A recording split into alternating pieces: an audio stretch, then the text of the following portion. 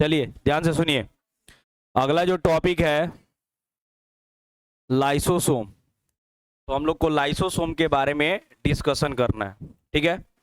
तो Indo membrane system में पहला पढ़ लिए हम लोग इंडो प्लाज्मिक रेटिकुलम, दूसरा पढ़ लिए गोल्जी बॉडी, और तीसरा जो है वो है लाइसोसोम, और चौथा एक और कंपोनेंट है वो है वैक्यूल। तो आज के क्लास में हम लोग डिस्कस करेंगे लाइसोसोम के बारे में। अब देखिए, लाइसोसोम के बारे में हम ये सीखेंगे कि लाइसोसोम है क्या, कहाँ पर पाया जाता है, लाइसोसोम कैसे मिलने से बना हुआ है, किस किस एंजाइम्स को ये कंटेन करता है, इसके अंदर पावरफुल हाइड्रोलाइटिक यानी डाइजेस्टिव एंजाइम्स यानी पाचक एंजाइम पाए जाते हैं, वो एंजाइम जो है वो कहाँ से आता है। लाइसोसोम के स्ट्रक्चर के बारे में पढ़ेंगे, संरचना के बारे में पढ़ेंगे, इसके अंदर के एंजाइम्स की कहानी के बारे में पढ़ेंगे। इसके बाद ये सीखेंगे कि लाइसोसोम जो होता है वो कैसे काम करता है और कौन कौन से काम में मदद करता है। और इससे जुड़ा हुआ एक कॉन्सेप्ट ये एनसीईआरटी में दिया हुआ है, किसको suicidal bag of the cell यानी आत्मघाती थैली या आत्महत्या की थैली के नाम से जाना जाता है। ये चीज़ें आप शुरुआती दौर में सुने होंगे, तो यहाँ पे ये चीज़ सीखना है, ऐसा इसको नाम क्यों दिया गया, कुछ नए कॉन्सेप्ट भी यहाँ पे पढ़ने को मिलेगा। एक चीज़ जो ऐड होगा वो ये होगा टाइप्स ऑफ लाइसोसोम, यानी लाइसोसोम के प्रकार के बारे में हम लोग को सीखना है। तो अगर इसके बारे में हम लोग बात करें तो लाइसोसोम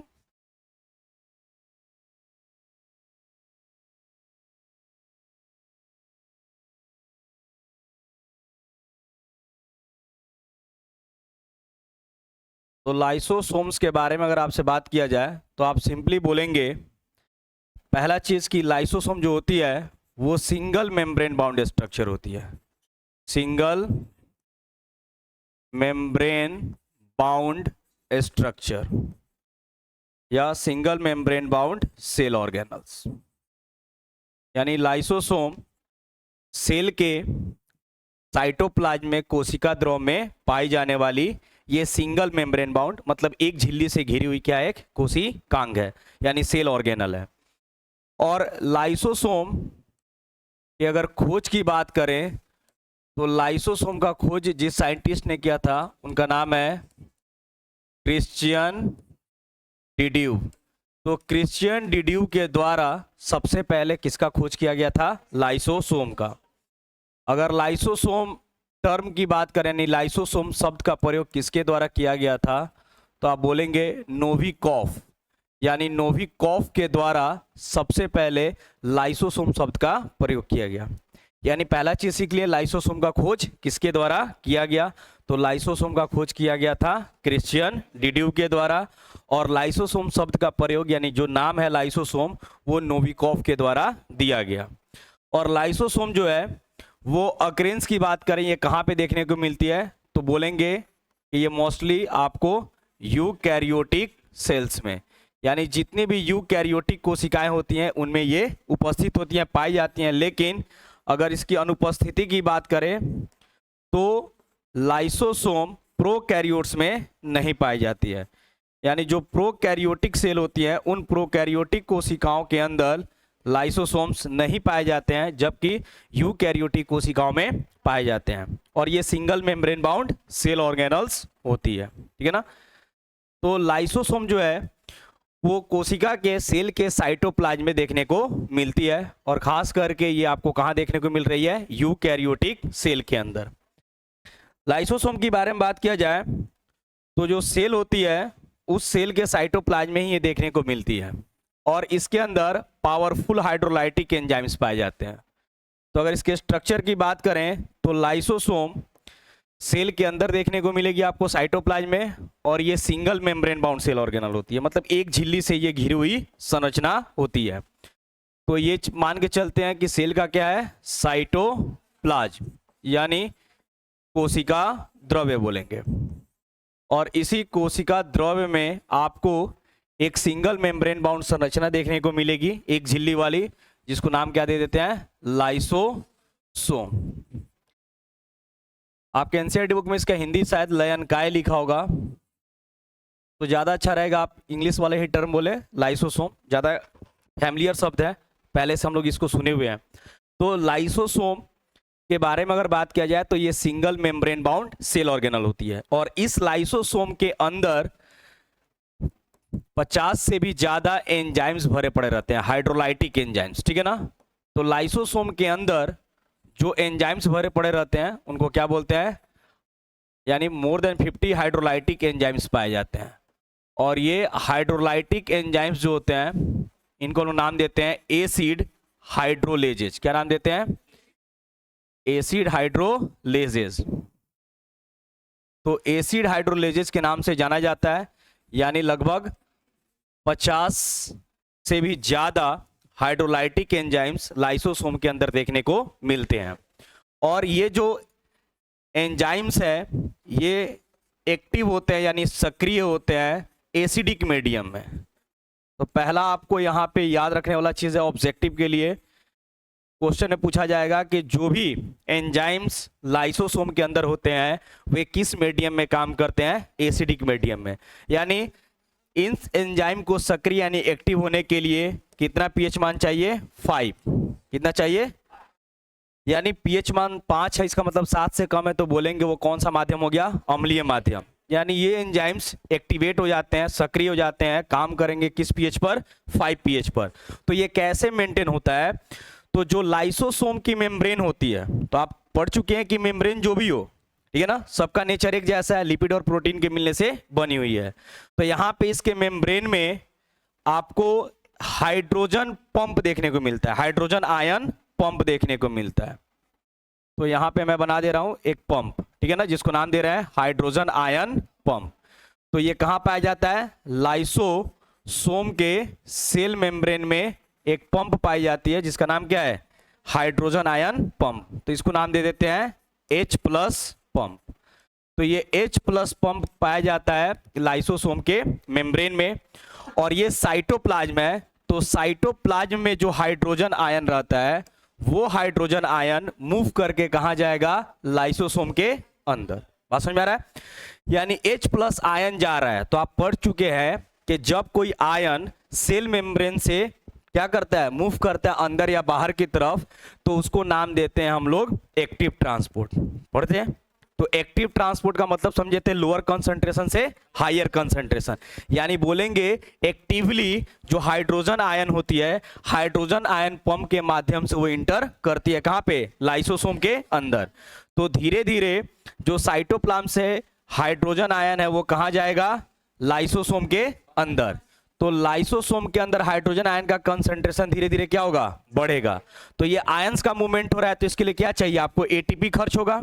पढ़ चुके हैं, तो यहां पे एटीपी खर्च होगा, तो एटीपी टूटेगा तो इससे क्या बनेगा, एडीपी प्लस इनऑर्गेनिक फॉस्फेट। और एनर्जी जो मिलेगी उससे हाइड्रोजन पंप के माध्यम से हाइड्रोजन आयन कहां चला जाएगा, लाइसोसोम के अंदर। तो धीरे धीरे लाइसोसोम के अंदर H+ आयन की कंसंट्रेशन बढ़ेगी। यानी हाइड्रोजन आयन की सांद्रता जब बढ़ती है तो वो किसको डिनोट करता है, एसिडिक मीडियम को। अगर कोई चीज ज्यादा, कोई सबस्टांस ज्यादा एसिडिक है मतलब वो ज्यादा हाइड्रोजन आयन प्रोड्यूस कर रहा है, तो धीरे धीरे लाइसोसोम के अंदर हाइड्रोजन आयन की मात्रा बढ़ती चली जाएगी और इसका पीएच कहां तक पहुंच के शिफ्ट हो जाएगा, 5 तक। क्या हो जाएगा, तो H+ आयन की सांद्रता बढ़ेगी और उसका पीएच शिफ्ट हो गया जाएगा कितना, 5 तक। तो जैसे पीएच 5 होगा यानी पूरा का पूरा इंटरनल इन्वायरमेंट लाइसोसोम का कैसा बन जाएगा, एसिडिक, अम्लीय। और उस माध्यम पर ये सभी के सभी एंजाइम क्या हो जाते हैं, एक्टिवेट हो जाते हैं और काम करना शुरू कर देते हैं। यानी इन एंजाइम्स के अंदर इतनी क्षमता है कि ये कई तरह के कंपोनेंट्स को डाइजेस्ट कर सकते हैं। जैसे प्रोटीन को डाइजेस्ट कर सकते हैं, कार्बोहाइड्रेट को डाइजेस्ट कर सकते हैं, फैट को डाइजेस्ट कर सकते हैं, डीएनए और आरएनए को भी डाइजेस्ट करने की क्षमता रखते हैं, ठीक है ना। मतलब न्यूक्लिक एसिड, प्रोटीएजेस, इन सभी एंजाइम्स इनके अंदर पाए जाते हैं। तो स्ट्रक्चर समझ में आ गई। तो लाइसोसोम एक single membrane bound cell organelle होती है। इसके मेम्ब्रेन में क्या पाया जाता है, हाइड्रोजन आयन पंप पाया जाता है, जो मदद करता है हाइड्रोजन आयन को साइटोप्लाज्म से कहां मूव करा देता है, लाइसोसोम के अंदर। ऐसा इसलिए करना पड़ता है क्योंकि इसके अंदर मोर देन 50 हाइड्रोलाइटिक एंजाइम्स पाए जाते हैं जिनको एसिड हाइड्रोलेजेज के नाम से जाना जाता है। और ये एंजाइम्स अम्लीय माध्यम में यानी 5 pH पर क्या करते हैं, अच्छे से वर्क करते हैं। यानी इनकी अपनी इफिशियंसी प्राप्त करने के लिए, फंक्शनली एक्टिवेट होने के लिए एसिडिक मीडियम का होना बहुत जरूरी है। तो ये मेंटेन करने के लिए लाइसोसोम के मेम्ब्रेन में क्या पाया जाता है, हाइड्रोजन आयन पंप पाया जाता है। और यही पंप क्या करता है, उसको मदद करता है कि साइटोप्लाज्म से H+ आयन को शिफ्ट करा देता है कहां पे, लाइसोसोम के अंदर। बात समझ गए। अब ये जो लाइसोसोम है, ये लाइसोसोम का अलग अलग रूप होता है, ठीक है ना, इसीलिए इसको पॉलीमॉर्फिक, क्या नाम दिया गया है, पॉलीमॉर्फिक सेल ऑर्गेनल। मतलब कोई एक व्यक्ति एक से ज्यादा रूप दिखाता है, जैसे जोकर कई सारे रूप में आता है हमारे सामने, तो वो कहलाता है पॉलीमॉर्फिज्म, बहुरूपता की घटना। उसी तरह लाइसोसोम जो भी है वो भी क्या करती है, एक से ज्यादा रूप को दिखाती है, तो उसी घटना को नाम देते हैं पॉलीमॉर्फिज्म। तो जो सेल ऑर्गेनल पॉलीमॉर्फिज्म की घटना को शो करती है, वैसे सेल ऑर्गेनल को बोलते हैं पॉलीमॉर्फिक सेल ऑर्गेनल, यानी बहुरूपी कोशिकांग के नाम से जानते हैं। तो ये काम कौन करती है, लाइसोसोम करती है। यानी इसका रूप मिलेगा आगे पढ़ने के लिए, primary lysosome, secondary lysosome, tertiary lysosome, और एक मिलेगा क्वार्टरनरी यानी ऑटोफैगोसोम। तो ये सभी के सभी चीजें आगे मिलने वाली है, ठीक है ना, अभी हम लोग इसको बारे में डिस्कस करेंगे।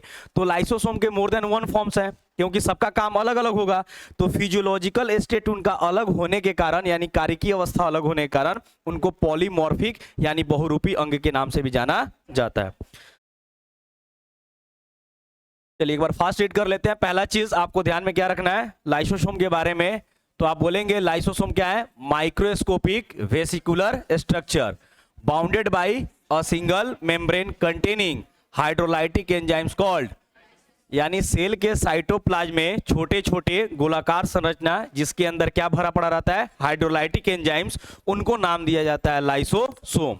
यानी हाइड्रोलाइटिक एंजाइम्स युक्त एकल झिल्ली से घिरी सूक्ष्म वेसिकुलर संरचनाएं लाइसोसोम कहलाती है। खोज की बात करेंगे तो lysosomes were discovered by Christian de Duve in the liver cell, यानी लाइसोसोम की खोज क्रिश्चियन डिड्यूब के द्वारा कहां की गई थी, यकृत की कोशिकाओं में। लेकिन जो नाम लाइसोसोम है, यह शब्द लाइसोसोम नोविकोव के द्वारा दिया गया था। यहां तक क्लियर। ऑकरेंस की बात करेंगे तो these are found in all eukaryotic cells, सभी यूकैरियोटिक सेल्स में तो होंगी, लेकिन कहां नहीं पाई जाएगी, मैच्योर मैमेलियन आरबीसी में ये अनुपस्थित होती है।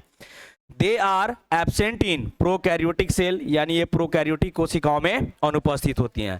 तो एक हो गया लाइसोसोम है क्या, किसने इसको खोजा, नाम इसका सबसे पहले किसके द्वारा दिया गया, और ये किन किन कोशिकाओं में देखने को मिलेगी, तो ये मोस्टली कहां देखने को मिलेंगी, यूकैरियोटिक कोशिकाओं में, और प्रोकैरियोटिक कोशिकाओं में ये अनुपस्थित होती हैं।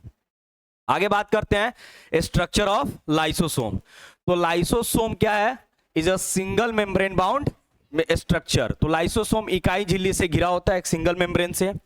Large size lysosomes found in the phagocytic cells like WBC, आप नाम सुने होंगे WBC, व्हाइट ब्लड सेल्स। तो जो WBC होता है उसमें क्या पाया जाता है, लाइसोसोम बड़े साइज के। तो फैगोसाइटिक सेल्स का मतलब कोशिका भक्षाणु इसको बोलते हैं, यानी वैसे सेल्स जो क्या करती हैं, फॉरेन मटेरियल्स को डाइजेस्ट कर देती हैं। कोई बाहर से बैक्टीरिया या वायरस शरीर में इंटर किया तो उसको WBC खाने का काम करती है। तो आप ये 9th क्लास में पढ़े होंगे थोड़ा बहुत WBC के बारे में, एक बार रिवाइज कर लीजिए। आप पढ़े होंगे ल्यूकोसाइट्स, ठीक है ना, इन्हीं को हम लोग बोलते हैं WBC, यानी श्वेत रक्त कणिकाएं। याद आया। अच्छा, ये दो तरह की होती है, कोई बताएगा। WBC दो प्रकार की होती हैं। WBC दो प्रकार की होती हैं। अच्छा चलिए, एक को बोलते हैं ग्रैन्युलोसाइट्स और एक को बोलते हैं एग्रैन्युलोसाइट्स। ये सभी चीजें आपको जानकारी में होनी चाहिए।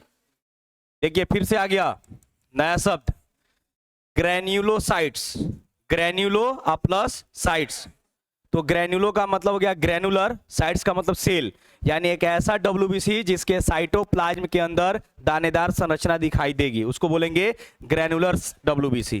लेकिन ए ग्रैनुलर मतलब नॉट, ये मतलब नॉट पढ़े हम लोग, मतलब जिसके साइटोप्लाज्म में ग्रैनुलर स्ट्रक्चर नहीं मिलेगा। तो ऐसे मान लेते हैं कि ये कोई WBC है और इसके WBC में आपको ग्रैनुलर स्ट्रक्चर देखने को मिल रहा है, तो ये क्या कहलाएगा, ग्रैन्युलोसाइट्स। और एक WBC यहां पे ले लेते हैं, इसमें कोई ग्रैनुलोसाइट्स कोई ग्रैनुलर स्ट्रक्चर नहीं है, तो इसको क्या बोलेंगे, ए ग्रैनुलोसाइट्स। यानी एक का साइटोप्लाज्म एकदम क्लीन है, स्मूथ है, तो ए ग्रैनुलोसाइट्स, और एक के साइटोप्लाज्म कोशिका द्रव के अंदर ग्रैनुलर दानेदार संरचना है, तो उसको बोलेंगे हम लोग क्या, ग्रैनुलोसाइट्स। अब ये जो ग्रैनुलोसाइट्स है ये 3 तरीके का होता है, आप सब लोग पढ़े हैं। एक को बोलते हैं बेसोफिल्स, और एक को बोलते हैं इजिनोफिल्स, और एक को बोलते हैं न्यूट्रोफिल्स। याद आया? अच्छा, नहीं याद आया? एक ग्रेनुलोसाइट्स 2 तरह के होते हैं, एक को बोलते हैं मोनोसाइट्स और दूसरे को बोलते हैं लिम्फोसाइट्स। लिम्फोसाइट्स, चलिए याद आया? ये लिम्फोसाइट्स से याद आ रहा है, कैसे याद आ रहा है? लिम्फोसाइट्स अच्छा शरीर में एंटीबॉडी बनाता है, कहीं ये नाम सुने होंगे, एंटीबॉडी, बीमारी से लड़ने में। अच्छा नहीं पढ़े फिर आगे मिल जाएगा, 12th क्लास में आएंगे तो एक चैप्टर है ह्यूमन हेल्थ एंड डिजीज, वहां पे इन सब के बारे में डिस्कस करना है। अच्छा ये भी सुने होंगे आप लोग, ये 2 तरह का होता है, बी लिम्फोसाइट्स और टी लिम्फोसाइट्स। याद आया? अच्छा नहीं याद आया तो ये सभी नाम याद हो गए। WBC 2 तरीके के होते हैं, ग्रैनुलोसाइट्स और ग्रैनुलोसाइट्स में 3 चीज आता है, बेसोफिल्स, इजिनोफिल्स, और आपको मोनोसाइट्स और लिम्फोसाइट्स किस में आते हैं? एक ग्रेनुलोसाइट्स में। अच्छा इन सबको एक ही बार में याद करा देते हैं, ठीक है ना, ज्यादा टेंशन नहीं लेना।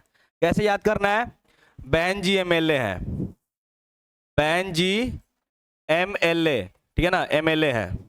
अब बहन जी पूरा शब्द मत खोजिए, जैसे बेन 10 नाम सुने, बेन 10 घड़ी आता है बच्चों को खेलने के लिए, वही बेन जी समझ गया ना, बेन जी MLA है। तो देखिए बेसोफिल्स, इजिनोफिल्स, न्यूट्रोफिल्स ग्रैनुलोसाइट्स हैं, और मोनोसाइट्स, लिम्फोसाइट्स एक ग्रैनुलोसाइट्स है। हो तो गया, अभी भूलिएगा अब, बस यही हमेशा कंफ्यूजन में रहता है कौन ग्रैनुलोसाइट्स और कौन सा एक ग्रैनुलोसाइट्स है। याद करने का तरीका बेन जी MLA है, बात समझ गए। अब इसमें आपको बोला जाए, जैसे टर्म का प्रयोग किया हमने फैगोसाइटिक सेल्स, ठीक है ना, कोशिका भक्षाणु। अब बोल दिया कि मोनोसाइट्स और न्यूट्रोफिल्स जो होती हैं ये कोशिका भक्षाणु है, फैगोसाइटिक सेल्स है।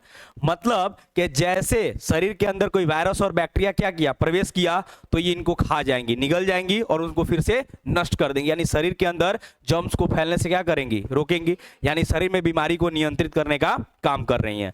तो इसलिए बोला जाए कि जैसे कि मोनोसाइट जो है वो फैगोसाइटिक सेल है, इसलिए यहाँ पे एक टर्म लिखा गया है कि आपको WBC जैसे, तो WBC में कौन सा WBC का पार्ट अगर बात करेंगे तो WBC जैसे, तो WBC के बहुत सारे कंपोनेंट है। एग्जांपल पर क्या ले लीजिए, मोनोसाइट्स, अगर इनके लाइसोसोम को देखेंगे तो ये थोड़ा सा बड़े आकार के होते हैं। क्यों? क्योंकि ये वायरस और बैक्टीरिया को डाइजेस्ट करने का काम करते हैं, उनको किल कर देते हैं। ये बात समझ में आ गई। इसके अलावा लाइसोसोम जो होते हैं उनके अंदर क्या पाया जाता है, कंटेन्स अबाउट 50 हाइड्रोलाइटिक एंजाइम्स, उनको हम लोग नाम क्या देते हैं, acid हाइड्रोलेजेज, which can digest most of the biological substance. यानी लाइसोसोम में लगभग 50 हाइड्रोलाइटिक एंजाइम होते हैं जिन्हें एसिड हाइड्रोलेजेज कहा जाता है, जो अधिकांश जैविक पदार्थों को क्या कर सकते हैं, पचा सकते हैं, चाहे वो प्रोटीन हो, कार्बोहाइड्रेट हो या फैट हो या अदर मॉलिक्यूल्स हो, उनको डाइजेस्ट करने की ये क्षमता रखते हैं।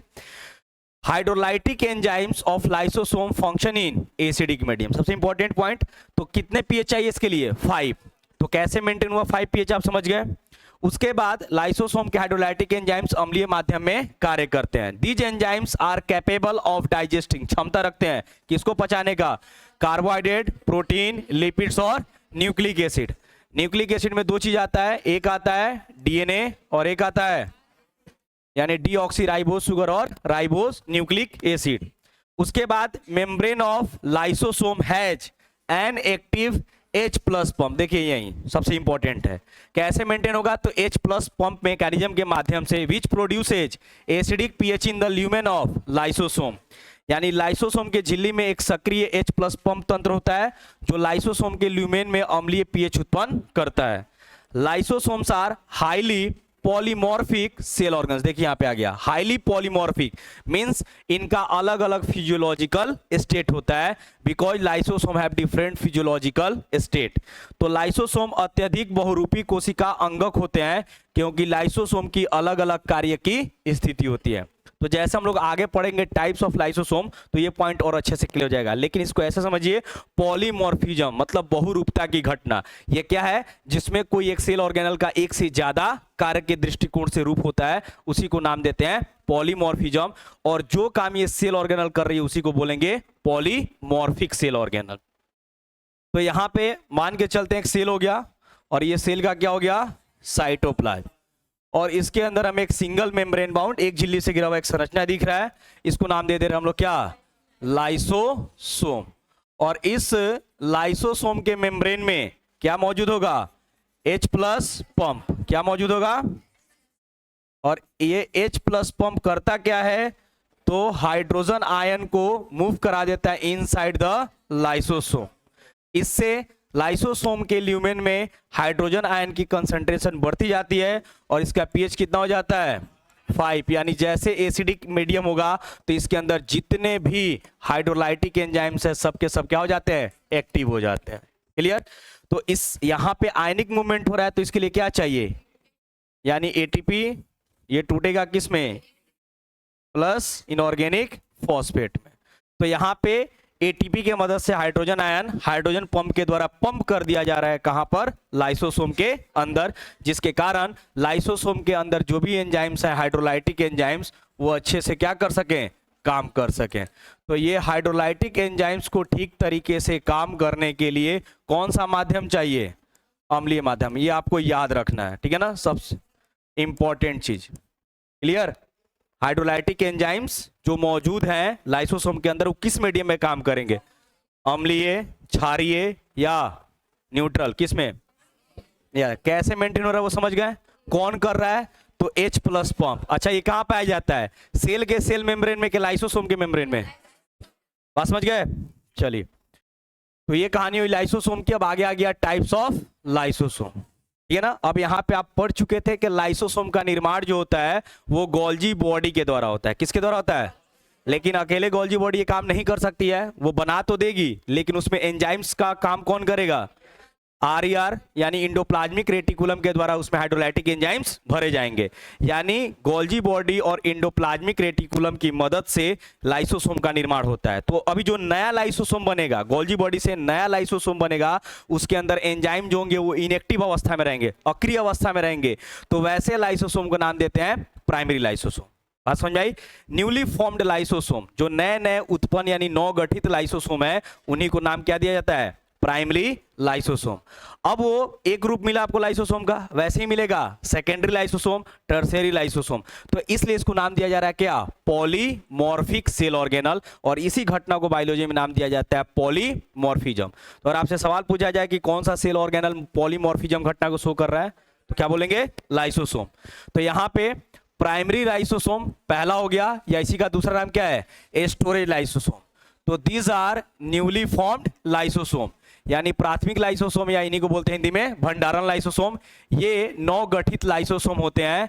These lysosome store acid hydrolases in the inactive form. सबसे इंपॉर्टेंट पॉइंट, ये लाइसोसोम एसिड हाइड्रोलाइजेज को निष्क्रिय रूप में संग्रहित करते हैं। यानी प्राइमरी लाइसोसोम के अंदर जो भी हाइड्रोलाइटिक एंजाइम्स है वो किस फॉर्म में मौजूद है? इनएक्टिव फॉर्म में। इसके बाद these are small size lysosome, ये आकार में कैसे होते हैं? छोटे।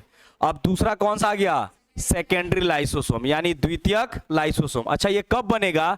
जब प्राइमरी लाइसोसोम किसी भी फैगोसोम से जाकर फ्यूज करेगा। अब याद कीजिए, एक टर्म पढ़े थे हम लोग, फैगोसाइटोसिस, याद आ रहा है? यानी जो सेल होती है वो बाहर से किसी फॉरेन मटेरियल को इंजेस्ट की, ठीक है ना? वो बैक्टीरिया भी हो सकता है या फूड पार्टिकल्स होता है। तो वो जाकर सेल के अंदर एक छोटे से संरचना में पैक होगा, उस संरचना को नाम दिया गया था फैगोसोम।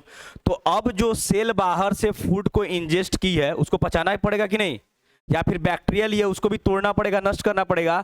तो प्राइमरी लाइसोसोम जब फैगोसोम से जाकर मिल जाती है तो एक नया लाइसोसोम बनता है, उसको बोलते हैं सेकेंडरी लाइसोसोम।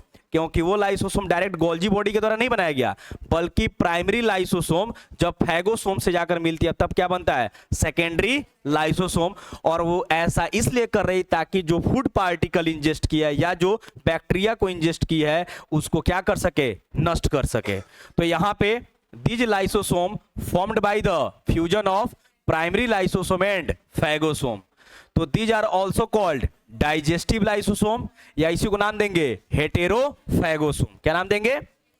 तो इन्हें डाइजेस्टिव लाइसोसोम या हेटेरोफैगोसोम भी कहा जाता है। किसको? सेकेंडरी लाइसोसोम को। अब इसके बाद बनेगा टर्शियरी या उसी को नाम देंगे रेसिड्यूअल बॉडीज। अब इमेजिन कीजिए कि जो सेकेंडरी लाइसोसोम बना था वो क्या करेगा? फूड मटेरियल या बैक्टीरिया को डाइजेस्ट करेगा। क्या कंप्लीटली डाइजेस्ट कर देगा? कुछ तो बचेगा ना, वेस्ट। तो जो उसके अंदर वेस्ट बचेगा, यानी जिस लाइसोसोम के अंदर वेस्ट मटेरियल रह जाता है उसी को क्या बोलते हैं? रेसिड्यूअल, अवशिष्ट लाइसोसोम। तो lysosome containing undigested material are called residual bodies, यानी लाइसोसोम जिनमें अपचित पदार्थ होते हैं उसे अवशिष्ट लाइसोसोम कहते हैं, और इसी को नाम देते हैं टर्शियरी यानी तृतीयक लाइसोसोम।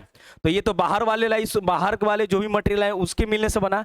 लेकिन कभी कभी ऐसा होता है कि जो कोशिका है उस कोशिका का माइटोकॉन्ड्रिया मान लेते हैं नष्ट हो गई, काम नहीं कर रही अच्छे से, तो उसको नष्ट करना पड़ेगा। तो अब एक ऐसा फैगोसोम बनेगा जो खुद के बॉडी के अंदर मौजूद सेल ऑर्गेनल्स या टूटे फूटे सेल ऑर्गेनल या जो ऑर्गेनल ठीक से काम नहीं कर रहे हैं उनके मिलने से बनेगी। उसको नाम दे देंगे ऑटोफैजिक लाइसोसोम या उसी को नाम देंगे ऑटोफैगोसोम। यानी फैगोसोम कहां बना? खुद के सेल के अंदर, मतलब बाहर से उसने कोई मटेरियल को ग्रहण नहीं किया। यानी these lysosome formed by the fusion of primary lysosome and worn out cell organelle। worn out cell organelle का मतलब नष्ट या क्षतिग्रस्त कोशिकांग। यानी ये लाइसोसोम प्राथमिक लाइसोसोम और क्षतिग्रस्त कोशिकांगों के संलयन से बनते हैं। अच्छा, लाइसोसोम को कितने रूप देखे आपको? 4 दिखाई दे रहा है, प्राइमरी, सेकेंडरी, टर्शियरी और ऑटोफैगोसोम। तो इसलिए इसको नाम दिया जा रहा है पॉलीमॉर्फिक सेल ऑर्गेनल, और इसी घटना को नाम क्या दिया जाता है? पॉलीमॉर्फिज्म। क्या नाम दिया जाता है? पॉलीमॉर्फिज्म। बात समझ में आई? बताइए, समझ में आई ये बात? अच्छा चलिए, इन सब चीज को एक बार ऐसे बाई डायग्राम थोड़ा समझिए।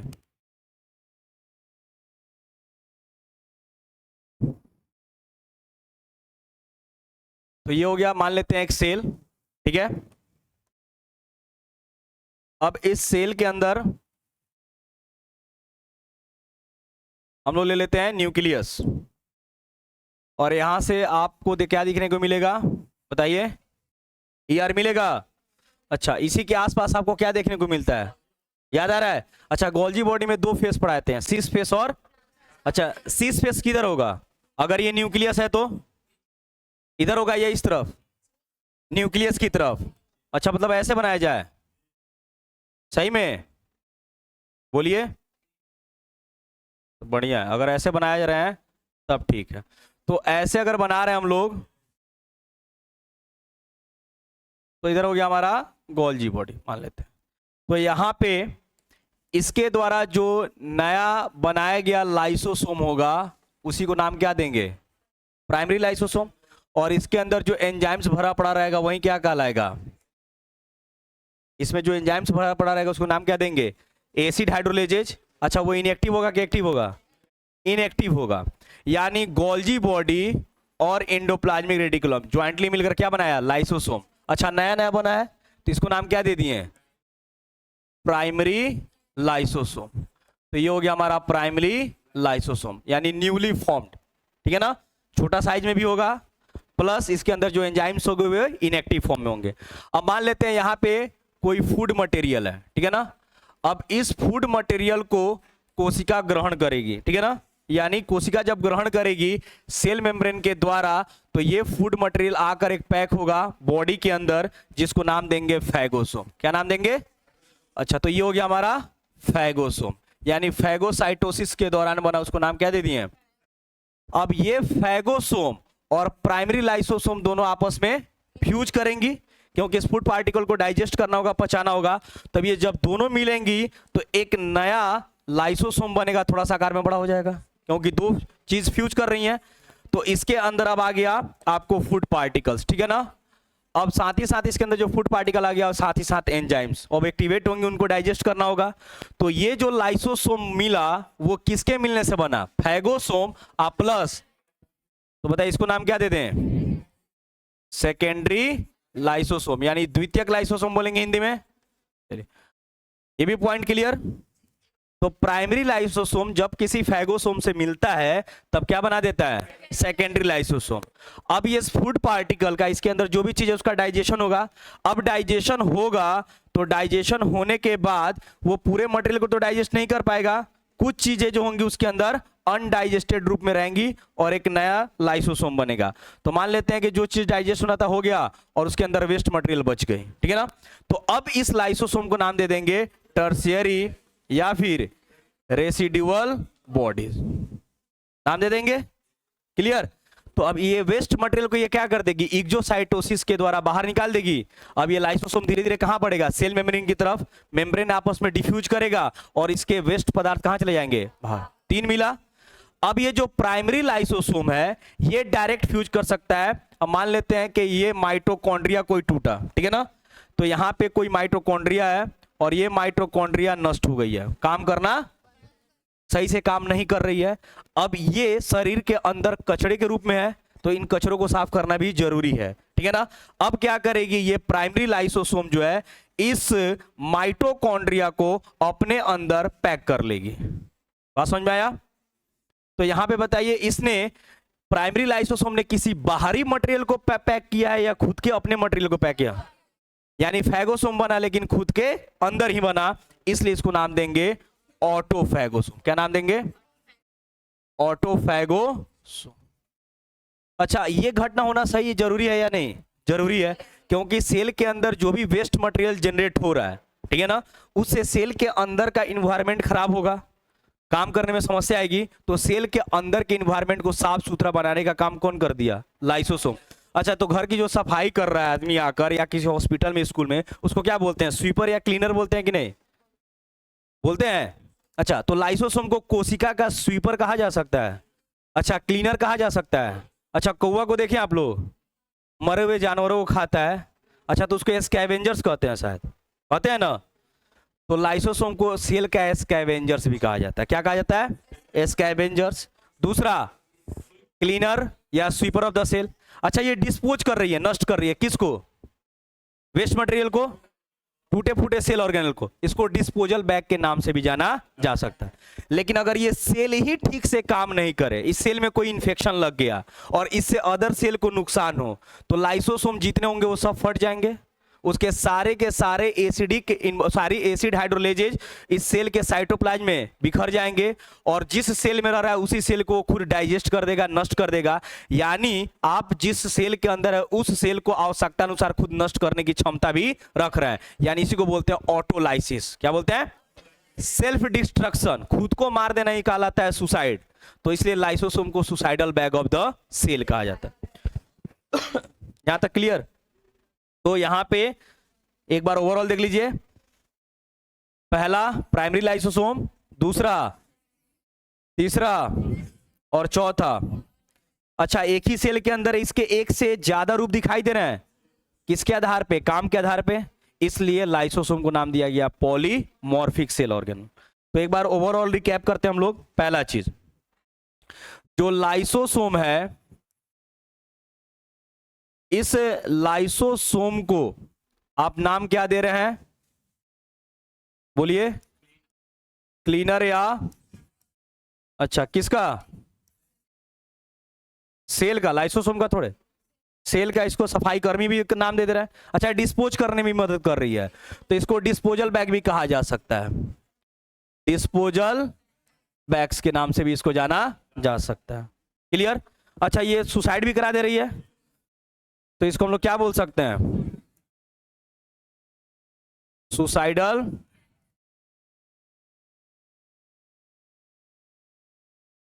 क्लियर। तो ये कुछ निक नेम है जो किससे जुड़े हुए हैं, लाइसोसोम से, जो आपको याद होना चाहिए। अच्छा इसके एक से ज्यादा रूप भी दिखाई दे रहा है ना, यानी इसको बोलेंगे पॉलीमॉर्फिक सेल ऑर्गेनल्स।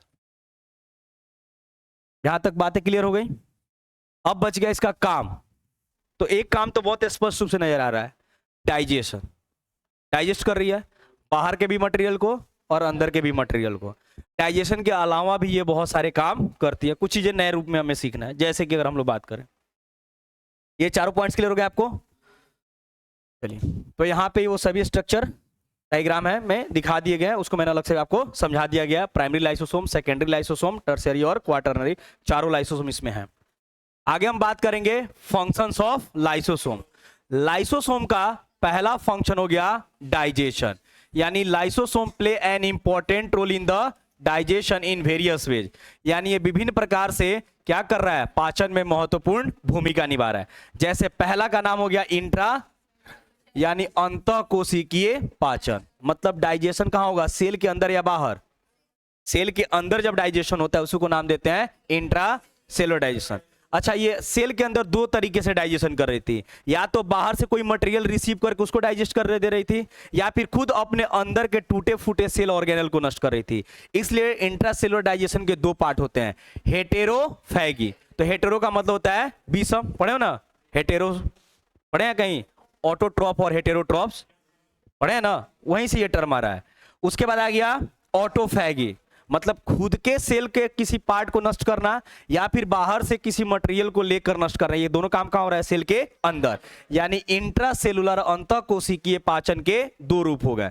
यानी हेटेरोफैगी का मतलब क्या हो गया, डाइजेशन ऑफ फॉरेन मटेरियल्स, बाहरी पदार्थ का, received by cell during phagocytosis या फिर पिनोसाइटोसिस। अगर लिक्विड फॉर्म में ले रहा है तो पिनोसाइटोसिस, सॉलिड फॉर्म में ले रहा है तो इसको हम नाम दे देंगे हेटेरोफैगी। यानी फैगोसाइटोसिस और पिनोसाइटोसिस के दौरान कोशिका द्वारा प्राप्त बाहरी पदार्थों के पाचन को क्या नाम देंगे।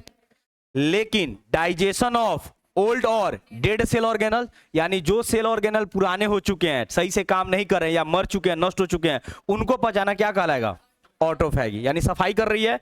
तो यहां पे कोशिका के पुराने या मृत कोशिकांगों को पचाने को क्या बोलते हैं, ऑटोफैगी। और ये कब होता है, ड्यूरिंग स्टार्वेशन ऑफ सेल, यानी जब कोशिका भूखमरी की अवस्था से गुजर रही होती है तो उस समय वो कौन सा काम करती है, ऑटोफैगी। तो यहां पे आप ये चीज सीखे थे कि जब कोई भी बाहरी मटेरियल सेल के अंदर इंटर करता है सेल मेम्ब्रेन के थ्रू, अच्छा तो दो तरीके से इंटर करेगा। अगर कोई मटेरियल, ठीक है ना, किस फॉर्म में ले रहा है वो, सॉलिड फूड मटेरियल, तो उसको नाम देंगे हम लोग फैगोसाइटोसिस। अच्छा, अगर लिक्विड फूड मटेरियल ले रहा है तो उसको नाम देंगे पिनो। अब थोड़ा ध्यान से समझिएगा कि जो फूड मटेरियल पैक होगा तो एक इस तरफ पैक कर दे रहे हैं मटेरियल को और एक तरफ दूसरे तरफ हम लोग मटेरियल को पैक कर रहे हैं, ठीक है ना। तो दो तरह की बॉडी बनेगी सेल के अंदर। अगर सॉलिड फूड मटेरियल आ रहा है फैगोसाइटोसिस से तो वो बनेगा, उसको क्या बोलेंगे, फैगो। अच्छा क्लियर, ये बात सही है। अच्छा, लिक्विड फूड मटेरियल को उसने गेन किया, अच्छा वो क्या कहलाएगा, पिनो। तो लाइसोसोम किससे फ्यूज करेगा, इससे या इससे, दोनों से फ्यूज करेगा।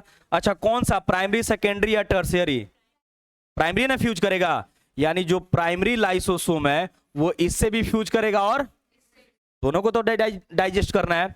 तो अगर इससे प्राइमरी लाइसोसोम फ्यूज कर गया तो क्या बनाएगा, बोलिए। अच्छा सेकेंडरी लाइसोसोम बनाएगा, लेकिन नाम पूछ दे तब, इससे प्राइमरी लाइसोसोम मिलेगा तो उसको पचाना है, डाइजेस्ट करना है, नष्ट करना है, तो एक और नया लाइसोसोम बनेगा, सेकेंडरी लाइसोसोम। लेकिन उसका नाम क्या रहेगा, तो यार कि अगर ये दोनों मिल जा रहे हैं तब वो हो जाएगा फैगो लाइसोसोम, फैगो लाइसोसोम, क्लियर। अच्छा, ये और ये दोनों मिल गए तब इससे ये क्या मिलेगा, प्राइमरी लाइसोसोम प्लस पिनोसोम, इसको नाम क्या देंगे, पिनोलाइसो। अच्छा, ये खुद के अंदर किसी मटेरियल से बना है या बाहर से, इसीलिए तो इसको नाम दे रहे हैं हेटेरोफैगोसोम। ये दोनों क्या हो गए, हेटेरोफैगोसोम के कैटेगरी में आ गए, बात समझ गए। तो ये डाइजेशन सेल के अंदर हो रहा है, लेकिन ये दोनों मटेरियल्स को उसने कहां से लिए, सेल के बाहर से। यानी डाइजेशन सेल के अंदर हो रहा है लेकिन फिर भी वो चीजें उसको बाहर से प्राप्त की गई हैं। तो बाहर से अगर प्राप्त की गई है तो उसको हम नाम दे देंगे हेटेरोफैगी। और खुद के अगर माइटोकॉन्ड्रिया या किसी पुराने सेल ऑर्गेनल्स को या मरे हुए सेल ऑर्गेनल्स को नष्ट कर रही है तो उसको नाम दे देंगे ऑटोफैगी। यानी इंट्रासेलुलर डाइजेशन के दो रूप हो गए, हेटेरोफैगी और।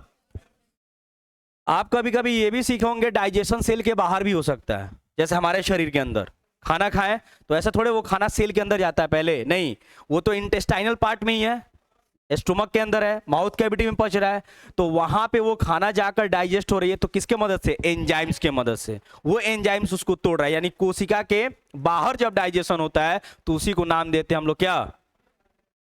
एक्स्ट्रा सेलुलर डाइजेशन, यानी बाह्य कोशिकीय पाचन। यानी इसका दूसरा फॉर्म क्या हो गया? Extra cellular digestion. तो लिखा हुआ है in extra cellular digestion lysosome release enzymes in the external environment through the exocytosis. Exocytosis से ही सेल किसी चीज को क्या करेगी? बाहर भेजेगी। यानी बाह्य कोशिकीय पाचन में लाइसोसोम एक्सोसाइटोसिस द्वारा बाहरी वातावरण में एंजाइम को मुक्त करते हैं। एग्जाम्पल के तौर पे ड्यूरिंग ओस्टियोजेनेसिस, ये नाम सुने हैं? अच्छा, हड्डी का नाम सुने होंगे, बोन। अच्छा, बोन जो होता है अगर वो टूट गया तो बन भी रहा है, जुड़ भी रहा है, या हड्डी बनते हैं, उस प्रोसेस को बोलते हैं हम लोग ओस्टियोजेनेसिस। क्या बोलते हैं? ओस्टियोजेनेसिस। तो हड्डी जो बन रही है उसमें सेल काम करती है। एक होता है ओस्टियोक्लास्ट और एक होता है ओस्टियोब्लास्ट। क्या होता है? ओस्टियोक्लास्ट और ओस्टियोब्लास्ट। ओस्टियोब्लास्ट का मतलब होता है बोन फॉर्मिंग सेल, यानी हड्डी के निर्माण करने वाले कोशिकाओं को बोलते हैं ओस्टियोब्लास्ट। और हड्डी को, ठीक है ना, या जो अनवांटेड मटेरियल होते हैं हड्डी में, उसको नष्ट करने का जो काम करते हैं उसको बोलते हैं आपको ओस्टियोक्लास्ट। मतलब एक होता है बोन निर्माणकारी कोशिकाएं और एक होता है बोन विनाशकारी कोशिकाएं, यानी उसको बोलते हैं ओस्टियोक्लास्ट। तो बायोलॉजी में अगर आपको कहीं टर्म दिख रहा है ओस्टियोब्लास्ट, ब्लास्ट लगा हुआ मतलब समझिएगा वो क्या कर रहा है? बना रहा है। और क्लास्ट का मतलब होता है तोड़ने वाला।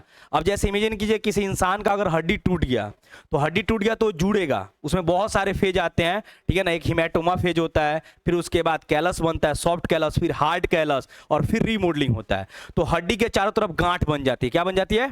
गांठ बन जाती है।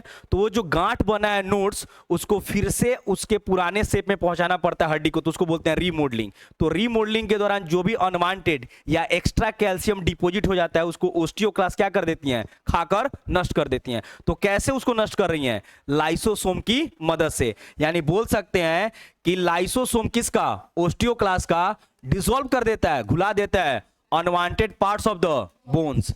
यानी अस्थि निर्माण के दौरान ओस्टियोक्लास्ट लाइसोसोम के हड्डियों के अवांछित भागों को भंग या नष्ट कर देते हैं।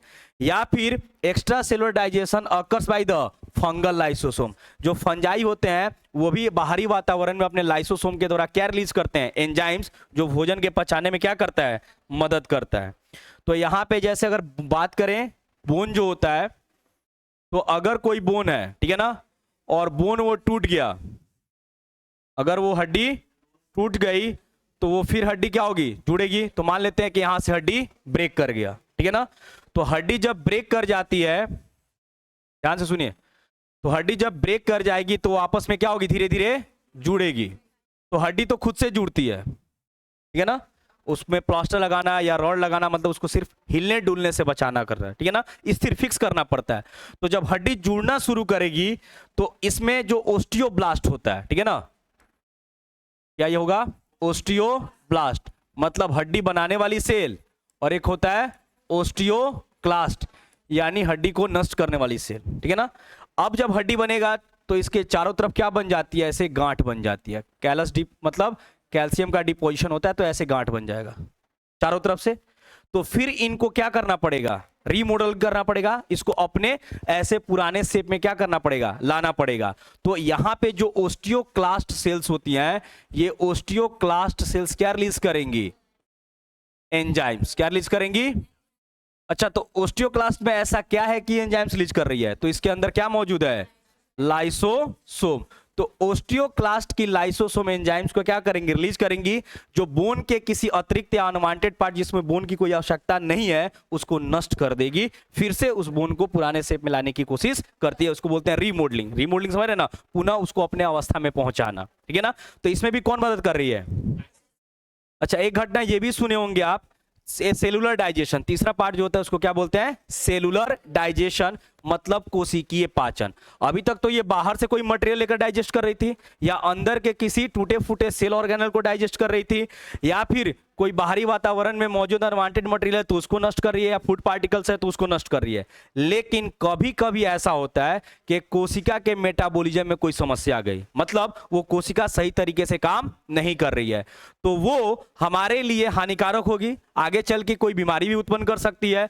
तो कोई बीमारी वाली कोशिका है उसको नष्ट करना जरूरी हो जाता है। तो उस केस में लाइसोसोम की मेम्ब्रेन क्या हो जाएगी, फट जाएगी, उसके अंदर का सारा एंजाइम्स उस सेल के साइटोप्लाज्म में बिखर जाएगा और वो पूरे सेल को डाइजेस्ट कर देगी, यानी उसको बोलते हैं ऑटोलाइसिस। क्या बोलते हैं, मतलब खुद को नष्ट कर देना, इसलिए इसको नाम दिया जाता है suicidal bag of the cell. तो तीसरा कौन सा हो गया, सेलुलर डाइजेशन या ऑटोलाइसिस। इसका मतलब क्या होता है, process of self destruction of a cell is called cellular digestion या ऑटोलाइसिस, यानी कोशिका के स्व विनाश की प्रक्रिया को कोशिकीय पाचन कहा जाता है। कब होता है ऐसा, during disturbance in cellular metabolism, जैसे when a cell damage lysosome में burst and release hydrolytic enzymes to digest their own cellular content. So because of their ability to digest and kill their own cellular components, lysosomes are called as suicidal bag of the cell. यानी कोशिकीय चयापचय में किसी प्रकार के बाधा के दौरान, जैसे कि जब एक कोशिका क्षतिग्रस्त हो जाती है, लाइसोसोम फट सकते हैं और हाइड्रोलाइटिक एंजाइमों को अपनी कोशिकीय सामग्री को पचाने के लिए मुक्त कर सकते हैं, जारी कर सकते हैं, और अपने स्वयं के कोशिकीय घटकों को पचाने और नष्ट करने की क्षमता के कारण लाइसोसोम को कोशिका की आत्मघाती थैली भी कहा जाता है। जैसे ओल्ड सेल या अनवांटेड ऑर्गन्स है इम्ब्रियो का, भ्रूण का और लार्वा का, वो डिस्ट्रॉय होता है किस प्रोसेस के द्वारा, यानी खुद के अंग का डैमेजिंग हो रहा है, नष्ट किया जा रहा है। इसके अलावा आप एक नाम जान लीजिए, कैथेप्सिन एंजाइम। कौन सा एंजाइम, कैथेप्सिन एंजाइम, ठीक है ना।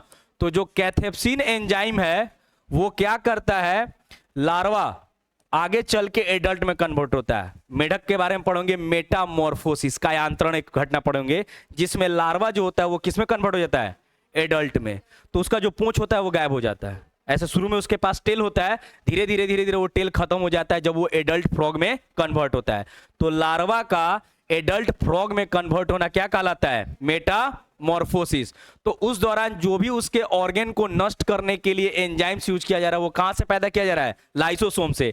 लेकिन कौन सा एंजाइम है ये जानकारी में, कैथेप्सिन। क्या नाम है, कैथेप्सिन एंजाइम किसकी, लाइसोसोम की। किसको डाइजेस्ट कर देती है, tail of tadpole larva of the frog during metamorphosis, यानी कयांत्रण के दौरान मेढक के टैडपोल लार्वा की पूंछ को ये क्या कर देता है। अच्छा, आप गांव में ऐसे बोलते होंगे बिंग मछली बिंग मछली। अच्छा, उसके पास पूंछ रहता है, ठीक है ना, और धीरे धीरे जब वो बड़ा होता है तो उसका पूंछ, अच्छा, उसके पास ऐसा कोई शक्ति है नहीं जो गायब कर दे रहा है। कैसे हो रहा है, मेटामॉर्फोसिस के दौरान लाइसोसोम से एक एंजाइम निकलता है जिसका नाम क्या है, कैथेप्सिन।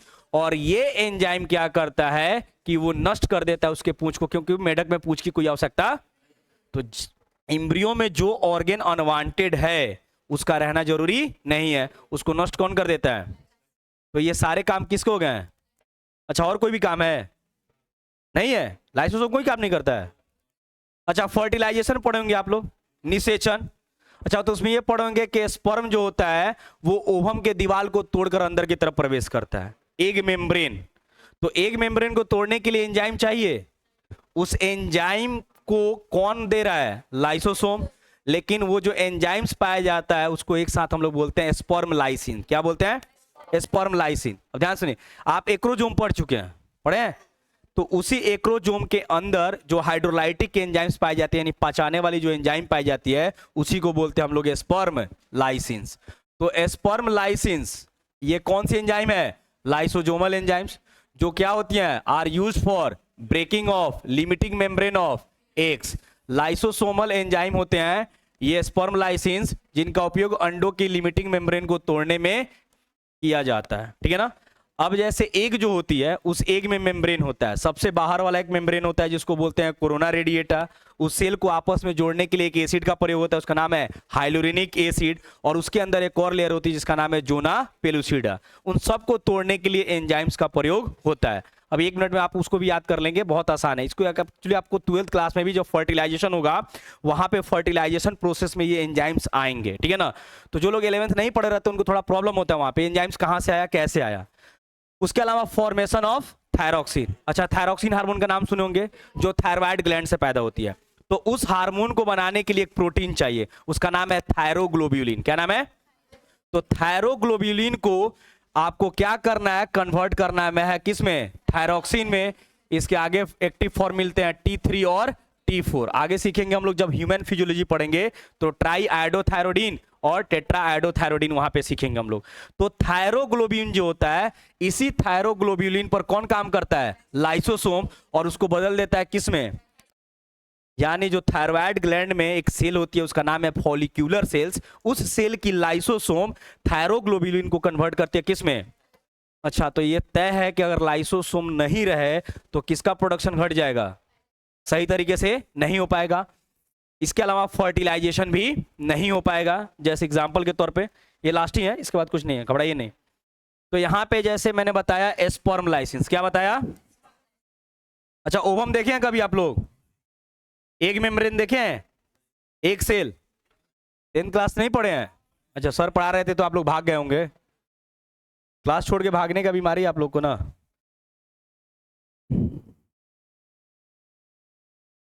चलिए यहां पे सीख लीजिए, बहुत आसान है।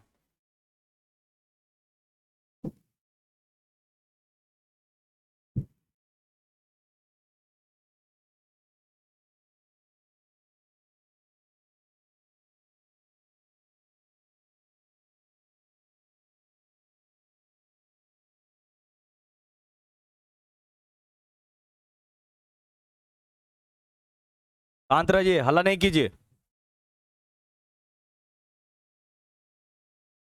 अच्छा, क्या है, घबराना नहीं है, बनते जाएगा, आप देखते जाइएगा। बायोलॉजी जो है वो डायग्राम पे चलता है, दूसरा कुछ नहीं। देखिए बता रहे हैं, बना दे दीजिए, उसके बाद बताते हैं। जो एग होती है उसमें जो मेम्ब्रेन होती है, सबसे बाहर एक लेयर होती है सेलुलर मेम्ब्रेन यानी कोशिकीय परत, उसी को नाम देते हैं हम लोग कोरोना रेडिएटा। क्या नाम देते हैं, कोरोना रेडिएटा।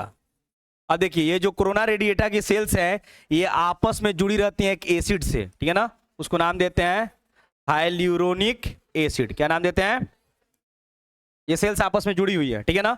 अब अंदर इसके आएंगे तो एक मोटा सा लेयर मिलेगा, ठीक है ना, इतना थिक लेयर, ये जो दिख रहा है, जो थिक लेयर दिख रहा है ये पूरा थिक लेयर कहलाता है। ये कोई सेलुलर लेयर नहीं है, नॉन सेलुलर अकोशिकीय परत होती है, और इसको नाम देते हैं जोना पेलुसिडा। क्या नाम देते हैं, पेलुसिडा। ये हो गई सेल की मेम्ब्रेन, एक क्या एक्सेल है तो उसकी मेम्ब्रेन, उसका साइटोप्लाज्म, और उसके अंदर क्या है, उसका न्यूक्लियस। क्या मौजूद है, न्यूक्लियस। अच्छा, तो न्यूक्लियस के अंदर कितने क्रोमोजोम होंगे, 23 उभम के अंदर है और 23, तो ये दोनों 23 मिल जाएगा तभी तो बोलेंगे फर्टिलाइजेशन हुआ। अच्छा, तो यहां तक पहुंचने के लिए उसको 3 दरवाजे तोड़ने हैं, स्पर्म को 3 दरवाजों को तोड़ना है। और वो कैसे इंटर करेगी, तो अगर स्पर्म लाइसिन एंजाइम का प्रयोग करती है, यानी जो लाइसोसोमल है स्पर्म लाइसिन्स, तो ये स्पर्म लाइसिन्स जो होते हैं वो कहाँ रहते हैं, एक्रोजोम में। कहाँ पाए जाते हैं, तो आप पढ़े थे ना कि गोल्जी बॉडी जो होता है वो स्पर्म के हेड पर एक टोपी जैसी संरचना बनाता है, जिसको नाम क्या देते हैं, एक्रोजोम। तो एक्रोजोम अगर कोरोना रेडिएटा के संपर्क में आएगा तो एक एंजाइम रिलीज करेगा जिसका नाम है कोरोना पेनिट्रेटिंग एंजाइम। क्या नाम है, कोरोना पेनिट्रेटिंग एंजाइम। मतलब ये एंजाइम कोरोना वॉल को क्या करेगी, तोड़ेगी। ये रास्ता हो गया। या फिर ये एसिड को गला दिया जाए तो रास्ता मिल जाएगा।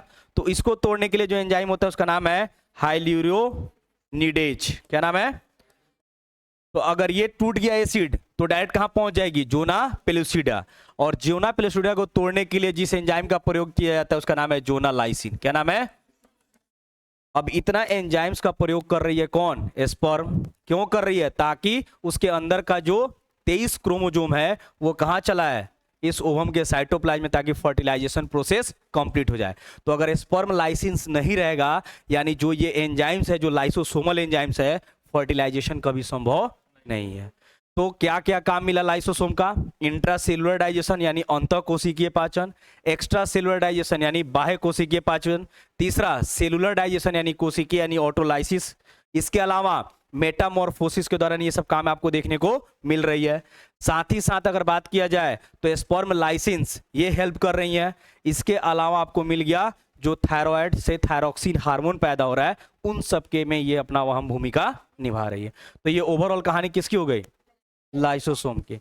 तो ये लाइसोसोम हम लोग इसको पढ़ लिए। इसके बाद जो अगला टॉपिक दिया होगा वो दिया होगा वैक्यूल, ठीक है ना, रसधानी के बारे में, जो इंडो मेम्ब्रेन का क्या है, चौथा और लास्ट पार्ट है। तो उसको हम लोग कल डिस्कस करेंगे, ठीक है।